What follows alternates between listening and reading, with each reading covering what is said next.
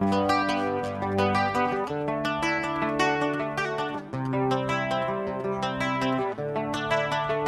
Amigos y amigas, bienvenidos nuevamente al programa Biologando. El día de hoy tenemos con nosotros al colega Eduardo Gil. Él es un colega que ha estudiado en la Universidad San Antonio Abad del Cusco y tiene una maestría en Ciencia y Tecnología Ambiental, ¿no? Y una amplia experiencia trabajando en el sector público y privado, ¿no? Y con el cual lo hemos invitado para conversar sobre los problemas ambientales que hay en esta región y un poco para conocer cómo esta problemática, digamos, está teniendo un nivel de influencia en la gente y cómo los biólogos entendemos que podrían ser resolver. Así que bienvenido al programa, Eduardo. Muchísimas gracias, Armando, por esta gentil invitación y por la excepcional ocasión para poder participar en este programa que lo denominamos como Biologando. Me parece un tema sumamente interesante, habida cuenta que se han de enfocar temas vinculados al desarrollo, ciertamente salvando algunas cuestiones que en este momento vivimos, ciertamente dentro del contexto de la pandemia y de la crisis sanitaria. Esperemos que todos podamos contribuir a superarlo. Efectivamente, Eduardo. Bueno, así como sucede en el planeta y en el país, nuestra región de Cusco efectivamente debe tener varios problemas ambientales en curso, muchos de ellos seguramente con larga data, como sucede en varias regiones, y algunos que aparecen como consecuencia de o como nuevos problemas, ¿no? Entonces, ¿cómo se están dando esta nueva problemática, digamos, en Cusco? ¿Cómo ves el panorama en ese aspecto?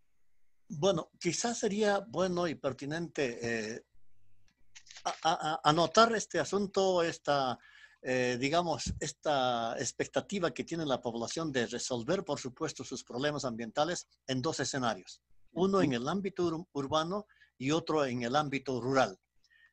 Cusco es una región bastante extensa, con una población superior a 1.300.000 habitantes.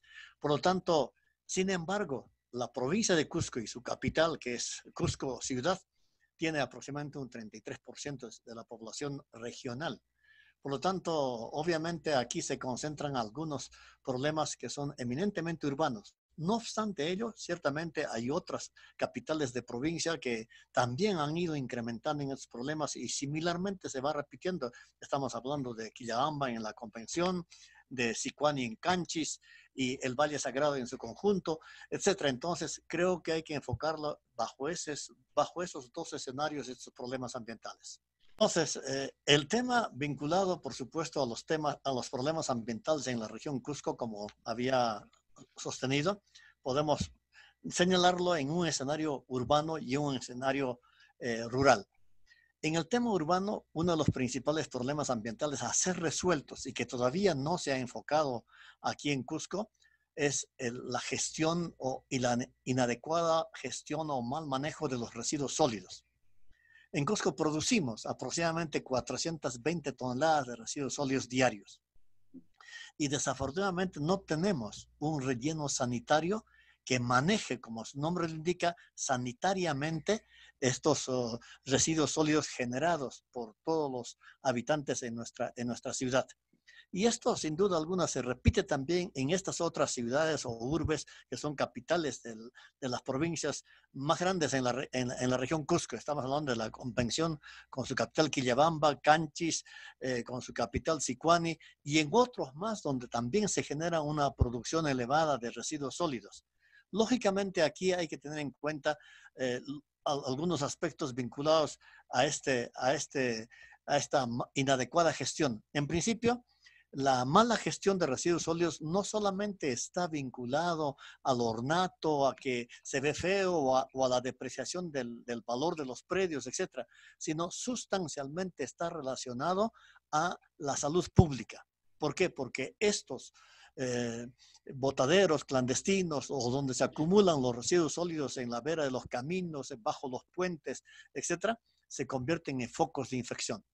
Consecuentemente, aquí sin duda alguna, lo que estamos requiriendo es de que se debe de gestionar adecuadamente los residuos sólidos. Y aquí tiene una competencia exclusiva y excluyente la municipalidad provincial o las municipalidades provinciales. La ley orgánica de gobiernos locales o municipalidades les exige que tengan su plan de gestión ambiental, el denominado PIGARS. Y el Claro. decreto legislativo 1278 ya les mandata que efectivamente son responsables. Y reitero, aquí no solamente porque se ve feo los residuos sólidos abandonados, sino porque está vinculado al tema de salud pública. Entonces, este es el primer gran problema. Y desafortunadamente Cusco desperdició una oportunidad de hace 2 años porque se gestionó un crédito ante el Banco Mundial para exactamente la implementación del relleno sanitario en una localidad que se llama Huancabamba. Desafortunadamente hemos desperdiciado esa excepcional oportunidad. A estas alturas ya hubiéramos tenido una gestión adecuada de los residuos sólidos en nuestra ciudad. Entonces, este es el principal problema aquí vinculado a la salud pública y al tema ambiental. Un segundo tema, aquí en Cusco, está referido a la contaminación del aire. Cusco es una ciudad de altura. Estamos sobre los 3.340 metros sobre el nivel del mar. Por lo tanto, aquí los que vivimos en ciudades de altura como Cusco, Pasco, Puno, Arequipa, etcétera, lógicamente tenemos, los habitantes de estas zonas, de estas ciudades, tenemos pulmones más grandes, porque tenemos que introducir mayores volúmenes de aire para captar una misma concentración de oxígeno. Pero si si el aire que respiramos todos los días está contaminado por dióxido de azufre, monóxido de carbono, óxidos de nitrógeno, material particulado, etcétera, esto genera problemas en el común de las gentes. La principal fuente de contaminación del aire es el parque automotor. Son, por supuesto, las fuentes fijas como las ladrilleras, las tejerías y las chicharronerías, las pollerías, las pizzerías, etcétera, que utilizan leña en realidad para poder como fuente de energía. Entonces aquí esta es una ciudad de altura y Cusco tiene una característica especial. Está abierta hacia el sur y está cerrada por colinas hacia el norte y hacia el occidente. Por lo tanto, la dirección predominante de los vientos viene del sur hacia el centro histórico de la ciudad. Consecuentemente, los que habitan el centro histórico de la ciudad, obviamente, respiran aire con mayores concentraciones de estas sustancias. Y permítame, mi estimado Sandro, Claro, señalar algunos datos específicos. claro que sí. El dióxido de azufre que se genera en Cusco al año es 605 toneladas. Monóxido de carbono se genera en Cusco por esas fuentes que hemos comentado, 6.849 toneladas. Material particulado alrededor de 148.000 toneladas al año. Las ladrilleras en específico ha tenido una especial atención en algunos estudios que desarrollamos. Efectivamente, como fuente principal de estas ladrilleras, de esta actividad artesanal, se genera monóxido de carbono y el 31% del monóxido de carbono en Cusco proviene de las ladrilleras. Alto. Los compuestos orgánicos volátiles también, el 29% de la concentración total de estos compuestos orgánicos volátiles está en las ladrilleras. ¿Por qué? Porque esta empresa artesanal que produce ladrillos para la construcción, tejas, etcétera, utiliza como fuente, como materia combustible, biomasa vegetal, es decir, restos de plantas de eucalipto, acerrín, la cascarilla del pilado del café que proviene de la convención, inclusive zapatillas viejas, caucho como las llantas, etcétera. Todo eso genera este tipo de contaminantes. Todo lo que pueda quemar. Exactamente todo aquello que pueda calcinarse y generar energía en realidad para quemar los ladrillos y las tejas. Entonces, ese es uno de los principales aspectos y el segundo rubro en este tema de contaminación en la ciudad. Un tercer aspecto. Amén de perder también tierra agrícola, porque gran parte del uso para esas ladrilleras es tierra agrícola, ¿cierto? Sí, en efecto, claro. Ahora, aunque se ha focalizado esto hacia el Valle Sur, lógicamente a partir de allí se genera o se caracteriza porque son fuentes importantes de contaminación. Y reitero, la dirección predominante de los vientos en el Cusco viene justamente del sur hacia el centro histórico. Bueno. El tercer problema urbano, y también por supuesto en otras ciudades de nuestra región, son las aguas residuales. Hay sectores, hay zonas donde se ha incrementado la tasa de urbanización. Si la población crece a un ritmo de 1.3, la tasa anual de crecimiento en Cusco, obviamente la urbanización crece a una tasa de 6% u 8% anual en algunos distritos en nuestra ciudad. Como quiera que hay incremento en la urbanización, una urbanización desordenada, no planificada, etcétera, no trabajan con el sistema del manejo de sus aguas residuales. Por lo tanto, las aguas residuales son derivadas a las microcuencas existentes alrededor de la ciudad. Por lo tanto, sin tratamiento alguno, obviamente se generan este problema de la contaminación de las aguas, de los riachos nuestros por las aguas residuales. Creo que aquí una política ambiental ciertamente de las municipalidades, esto corresponde a las municipalidades, es que en lugar de recuperar estas microcuencas que se han ido perdiendo por deforestación, por erosión, por incendios y quemas, a esto se añade ciertamente el vertimiento, a mi juicio, muy descontrolado, sin un seguimiento adecuado, etcétera, de las aguas residuales que generan las poblaciones en la periferia de la ciudad. Entonces, estos son los principales problemas en las ciudades de nuestra región, en el Cusco. En cambio, en el ámbito rural, quizá a términos macro, uno de los principales problemas regionales en temas ambientales es la deforestación. Si en el país deforestamos a una tasa de 150,000 hectáreas al año, en Cusco, de acuerdo a estudios que hemos desarrollado hace algunos años, para el 2010 es este dato, deforestamos a una velocidad, a una tasa de 12,000 hectáreas año. Consecuentemente, bajo estas perspectivas, tanto nacional como regional, y a todos nos gusta el fútbol, en un periodo que dura un partido de fútbol, es decir, 90 minutos, deforestamos un área equivalente a 43 canchas deportivas. Pero ¿cuáles son las acciones que generan deforestación? Uno, lógicamente, la deforestación para la obtención de suelo agrícola. Segundo, los incendios y las quemas en nuestra región. Tercero, la minería informal o ilegal más bien, especialmente hacia Camante, que es un distrito colindante con la región Madre de Dios. Entonces, la deforestación. Aquí ciertamente hay que acometer proyectos regionales de reforestación. Hay varios sectores que son responsables y que tienen competencia en este contexto. Primero, el gobierno regional tiene proyectos especializados en la forestación o reforestación. Las municipalidades igualmente. Los sectores como agricultura, sin duda alguna, tienen competencia. CERFOR vigila esto y me parece que es interesante la ayuda, el aporte que puede dar CERFOR para detener el proceso de reforestación en nuestra región y en el país en su conjunto. Otro tema rural, obviamente, y que ya empezó en mayo, son las quemas y los incendios. Se ha ido acelerando, se ha ido incrementando a pesar de la capacitación que se ha hecho, los esfuerzos que ha hecho el gobierno regional o las municipalidades o los sectores. Sin embargo, en Cusco, en términos promedio, quemamos e incendiamos aproximadamente 2,000 hectáreas al año. Yo tuve la oportunidad de dirigir la gerencia de recursos naturales en el gobierno regional hace algunos años atrás. En 2 campañas, anualmente reforestamos aproximadamente 2,600 hectáreas en campañas cada año. Sin embargo, en esos mismos años hemos perdido como 6,000 hectáreas por quemas e incendios. Es decir, a pesar de que existen esfuerzos por la reforestación, por recuperar los ecosistemas degradados, sin embargo, la negligencia, eso hay que decirlo así con todas sus letras, la negligencia, las quemas y los incendios fundamentalmente se generan o se producen por negligencia, no se controla. Quizá aquí hay que señalar lo siguiente, mi estimado Sandro. El fuego es un instrumento tan antiguo como el hombre.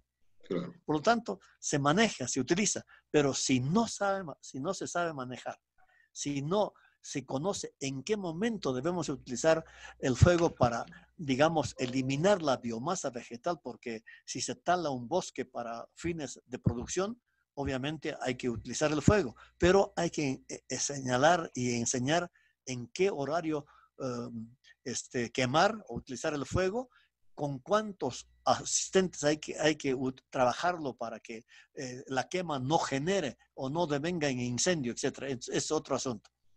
Muy bien, la deforestación. Los incendios generan erosión de suelos. Este es otro problema nacional en realidad, no solamente ocurre en Cusco. En el Perú tenemos más de 12 millones de hectáreas con erosión severa. En la región Cusco tenemos alrededor de 2 millones de hectáreas con erosión severa. Y hay varios millones de hectáreas con erosión mediana, difícil de recuperar. ¿Eso qué significa? Pérdida del suelo productivo. En otras palabras, lo que hacemos cuando se genera deforestación, incendios, etcétera, se provoca erosión, la pérdida del suelo. Usualmente se conoce a la erosión de los suelos como el cáncer de la tierra, del suelo. Sí. Difícil de recuperar, costoso en su recuperación.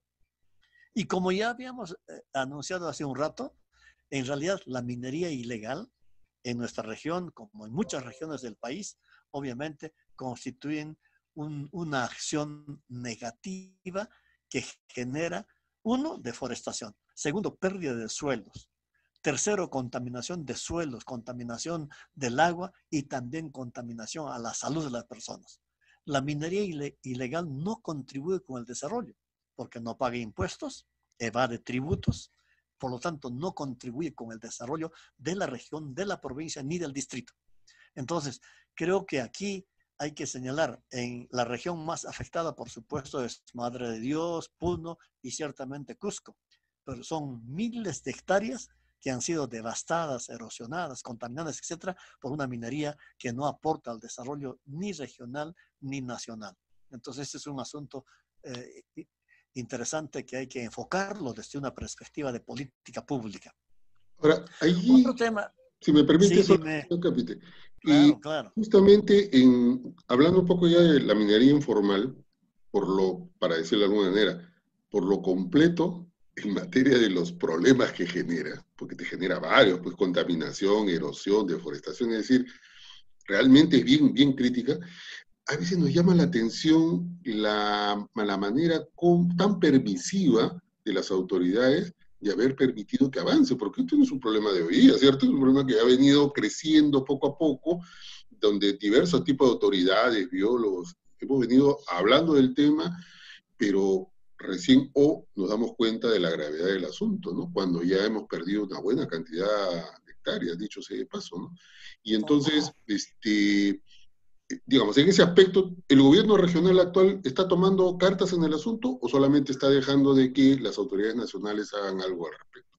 Bueno, las acciones negativas de la minería ilegal, inclusive de la informal, inclusive de la minería formal en realidad, ¿no? En realidad aquí hay sectores que son competentes. La gran minería y la mediana minería obviamente son competencia del gobierno nacional. La pequeña minería y la minería artesanal son de competencia regional, inclusive con apoyo de las municipalidades. Okay. Hace algunos años se ha creado lo que se denomina la Fiscalía especializada en materia ambiental, los FEMA. Claro. Pero todavía son un pequeño grupo. Yo tuve la ocasión de interactuar con el FEMA aquí en Cusco para hacer las denominadas interdicciones. Estas interdicciones funcionan, pero son operativos pues solo de vez en cuando, como decimos. Por lo tanto, se retira de la interdicción y vuelve a aparecer, obviamente. Y hay un caso curioso en la frontera entre Cusco y Madre de Dios, entre estas dos regiones. Como quiera que el espacio es, digamos, uniforme, selva baja, obviamente cuando conocen de que hay interdicción de parte de las autoridades de Madre de Dios, los mineros ilegales migran hacia Cusco. Y viceversa, es decir, cuando saben de que no sé cómo se informan, porque a pesar de que las interdicciones son operaciones inopinadas, sin embargo, cuando el FEMA de Cusco, con sede en Cusco, empieza a interdictar a ese tipo de minería ilegal, la gente migra hacia Madre de Dios. Entonces, aquí falta una coordinación entre las autoridades de ambas regiones o de todas las regiones en el país. Eso mismo ocurre también en Puno. El otro tema interesante ciertamente es a través de las direcciones regionales de minería y a través del Ministerio de Energía y Minas tiene que haber un impulso, para la formalización de estas minerías, porque no son minerías artesanales, mi estimado, ¿no es cierto? ¿Saben por qué? Porque ya utilizan aparatos y equipos grandes, claro. Cargadores frontales, extractores, maquinaria pesada, etcétera. Por lo tanto, ya no, Sandro, ya no son minería pequeña, minería artesanal en realidad, son grandes capitales que se mueven aquí. Entonces, creo que aquí desde la perspectiva de las competencias del Estado, tanto en el gobierno nacional, regional y local, tiene que haber una coordinación adecuada a efecto de poder ir cercando. En realidad es una actividad que genera daños y que evade impuestos. Muy bien. Un aspecto también en el sector rural como problema ambiental y que debe tener solución porque los instrumentos legales están señalados y especificados, es la invasión de la faja marginal. Aquí esto es excepcional en Cusco y seguramente en muchas regiones del país. Vean ustedes, la ribera de los ríos es de dominio público. No pertenece a un propietario en particular, es del Estado, es de todos. No obstante ello, el que compra y el que vende el terreno cerca a la orilla de los ríos creen de que su propiedad arranca desde la orilla del río. Eso no es así. Sí. En algún estudio que desarrollamos hace algún tiempo atrás, inclusive las propias municipalidades utilizaban la faja marginal para construir.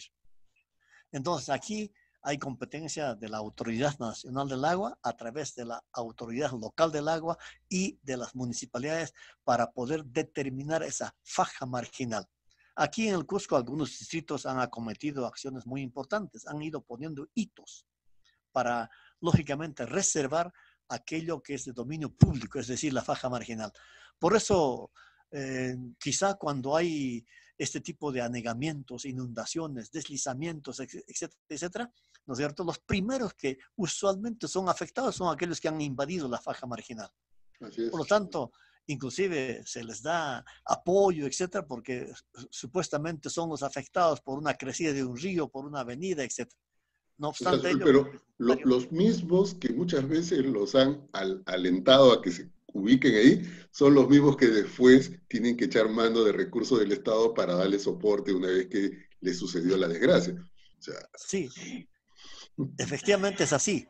Por eso decimos que aquí debe haber un programa regional de recuperación de la faja marginal. Esto, sin duda alguna, debe ir acompañado con otras actividades, como la defensa ribereña, por ejemplo. Claro. Efectivamente, la defensa ribereña sí es una actividad costosa, pero sí debe competirle a los gobiernos regionales y a las municipalidades. Obviamente, y a defensa civil para poder ir alertando y para coadyuvar con esta delimitación de las fajas marginales. Inclusive, en algunos casos, debe de haber una reubicación de poblaciones que están asentadas en la faja marginal. Eso es lo que ha ocurrido aquí con el río Guatané y con otros ríos que cruzan la ciudad. Por lo tanto, ya no tenemos la faja marginal, pero ha habido un esfuerzo interesante de algunos alcaldes distritales a efecto de poder señalando a través de hitos que identifiquen que hasta ahí es la faja marginal y que no debe de ser ni vendido ni comercializado ese terreno. Cierto es que en algunos casos el Ministerio de Agricultura puede otorgar una anuencia para que puedan cultivar en la faja marginal, especialmente cultivos de pan llevar, para que puedan resolver el problema de hambre y de producción de ese tipo de hortalizas o de cultivos, ¿no? Pero solo temporalmente. Entonces, eso no significa de que es de propiedad, ¿no es cierto? Entonces, eso es interesante señalarlo. Entonces, vean, creo que es interesante señalar de que el escenario regional en Cusco tiene problemas ambientales urbanos y problemas ambientales regionales o vinculados a la zona rural. Muy bien. Y bastante... Vamos a volver a la pantalla.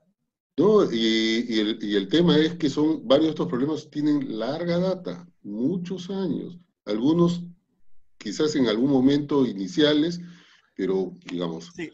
El no asumir con responsabilidad, digamos, en ese momento, hoy trae consecuencias peores, ¿no? El Guatané no siempre estuvo totalmente ocupado, o sea, había en su momento la franja marginal, hoy, digamos, lamentablemente ha sido copada, y está sucediendo con otras ciudades intermedias, ¿no? En el mismo caso. Entonces, hay como una suerte todavía de no entender que esto no solamente es un problema de ecologistas, sino esto es un problema que tiene que ver con una gestión ambiental que permita, digamos, un buen manejo de los recursos hídricos y del territorio, ¿no? Pero como eso no se entiende...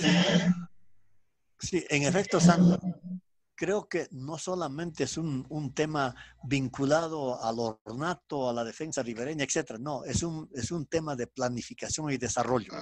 Eso mismo ocurre con el río Chile en Arequipa, con Mariño en Abancay, con Chumbao en Andahuaylas, etcétera, con Chuyapi en la Convención. Es decir, creemos nosotros que sí la planificación vinculada a un desarrollo sostenible sí tiene que incluir este asunto importante de la defensa. Conduce a que haya, por supuesto, una recuperación de la faja marginal, sino de la calidad del agua de los ríos que cortan o que cruzan una ciudad. Y eso será de suma importancia ahora y en el futuro también.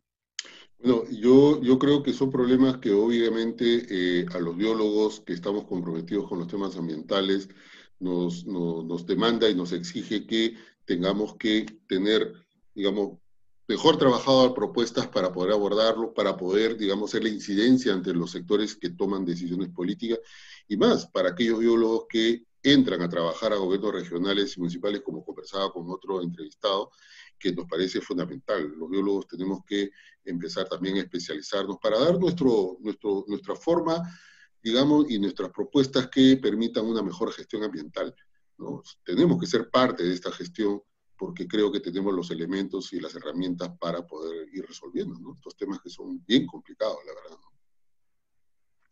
Sí, efectivamente, creo que siempre digo yo, los resultados de la investigación tienen que alcanzarse a los decisores políticos, alcaldes, regidores, gobernadores, etcétera, y cualquier otra autoridad que esté en gestión, tiene que tener una visión integral.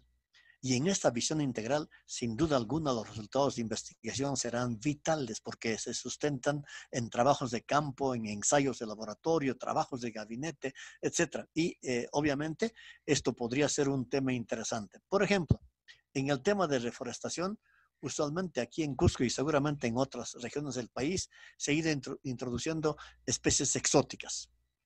El eucalipto desde hace muchos años, pero últimamente el pino, el ciprés, etcétera, que también ha ido introduciéndose en los programas y proyectos de reforestación en las municipalidades. Entonces, creo que aquí hay que ir señalando y los biólogos especializados tienen que ir aportando con conocimiento, con información, con estadística, a efecto de cuáles son las especies, porque aquí en Cusco las especies nativas son interesantes.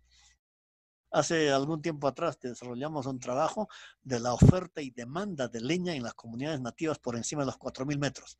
Y es interesante, hay una especie cuya especie es Citaraxilon argutudentatum, que es el crucho, tiene una capacidad de energía calórica mucho mayor al eucalipto.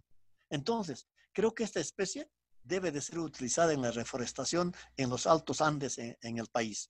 Entonces, este tipo de experiencias, de cosas, creo que es importante ir dando a conocer, por supuesto, a los órganos de decisión y a quienes administran una institución, a efecto de que sí deben de utilizarse aquello que está ya, digamos, estudiado, ensayado, experimentado en campo, etcétera, y eso es fundamental e interesante.